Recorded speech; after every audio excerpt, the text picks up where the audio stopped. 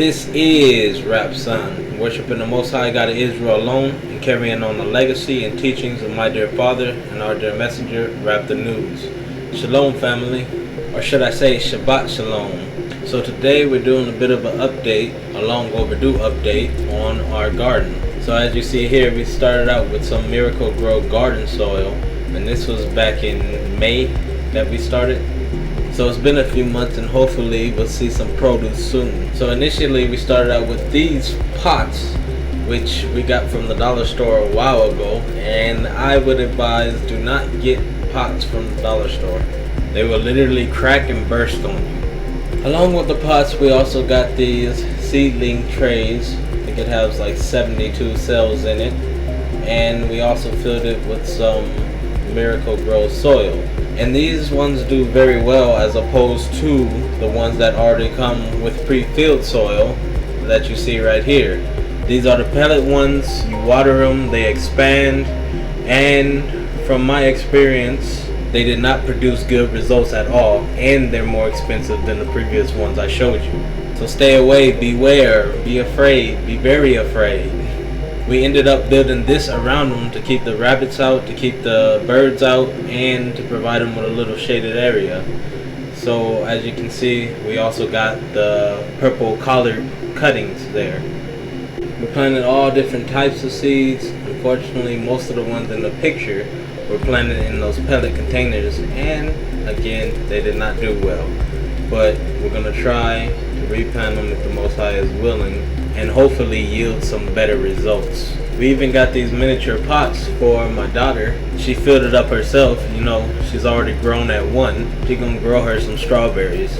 She loves strawberries. Now this right here is why you do not get dollar store pots. They come at a value, but they cost you more in the end. They just popped on me. Now right here I'm filming the first growth that we had, and I believe it to be a collard. I can't quite remember, but I believe it is a collard.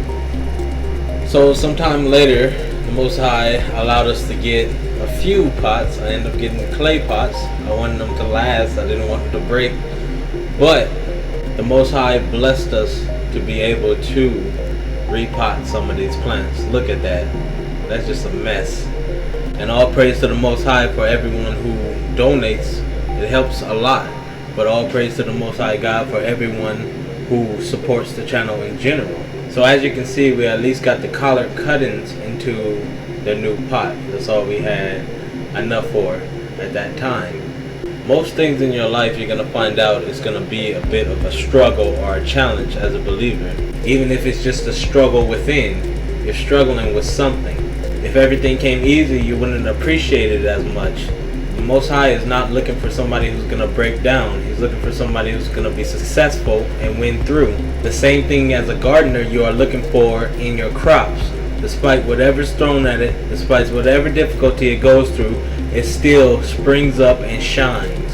So when we got our clay pots, I was also looking for a grape plant. There was just one left. I've been looking for it for a while, and then we finally found just one. So we went ahead and soaked the roots and got that planted, and as you can see, it has a little green growth on it. So it has signs of life. But fast forward until earlier today, and this is the grape plant. It needs more room to grow. So that small little plant is now not so small. It needs more room to grow, but we ain't got the dough. So I want to build a bigger place for it if the Most High is willing.